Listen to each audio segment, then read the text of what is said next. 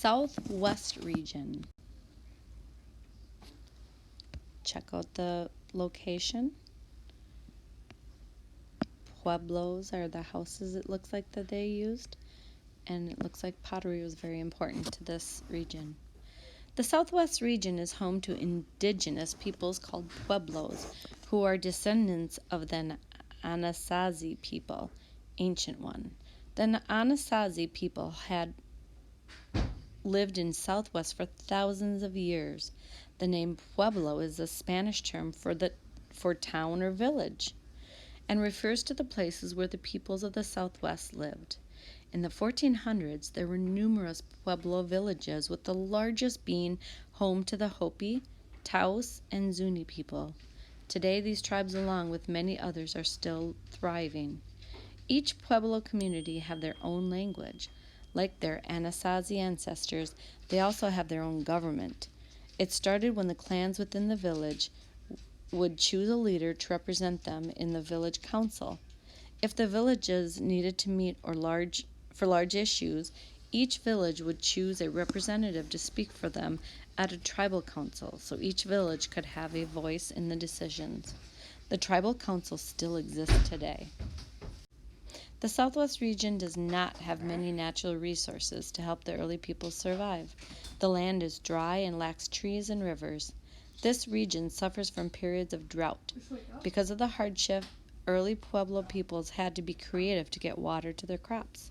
They were the first people to develop their own irrigation system. These early engineers dug waterways to get water from the rivers across the dry land and to where their crops were being harvested. Pueblo peoples are creative in other ways too. In the early days, they grew cotton, which the men would weave into lightweight clothing. The women used clay and brightly colored paint to make beautiful pottery for everyday use. Pueblo peoples are considered to be the most skilled potters. Women also made fascinating jewelry and baskets from willow and yucca. Today, Pueblo peoples continue to express their cultural traditions through art. The early peoples of the Southwest were hunters, gatherers, and farmers. Although Pueblo peoples were able to hunt rabbits and elk and could gather some wild berries, the crops were the main source of food.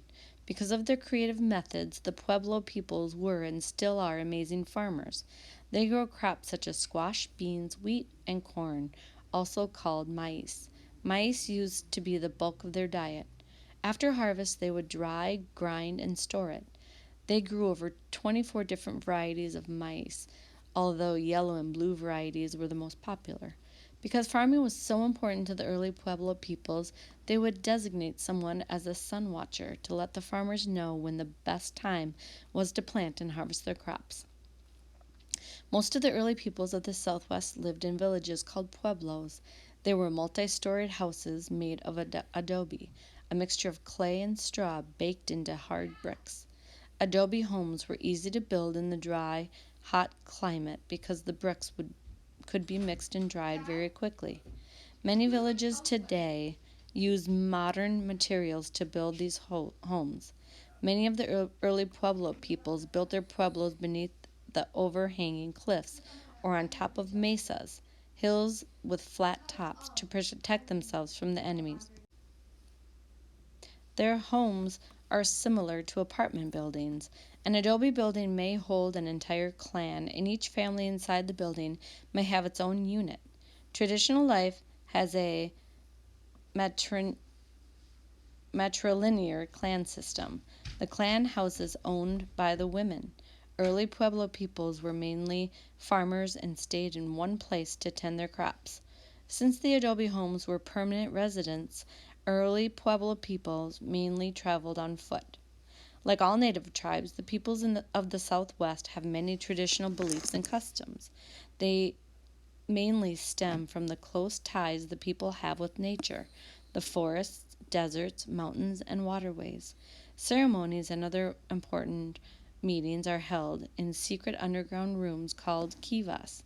They are dug under each clan house.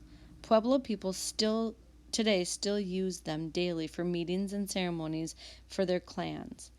They are now made in different shapes, and some are above ground. The Zunis hold the Shaloko festival in the early winter. Dancers represent the rain gods. They celebrate the return of the sun and pray for rain, growth, and fertility.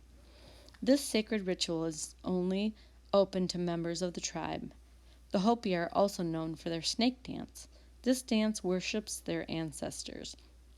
It has a meaning of giving thanks and asking the spirits to grant overall good fortune, not exclusively rain.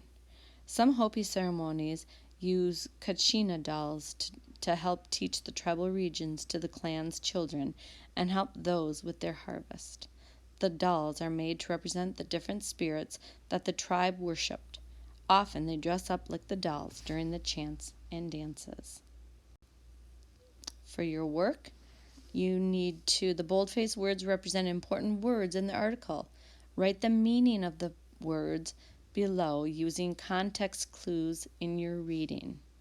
So there are 14. And then choose a word from above and create a sentence.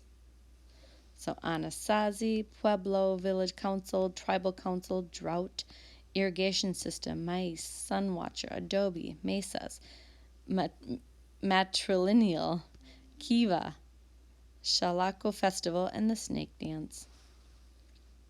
Don't forget to add the notes to your notebook from this region.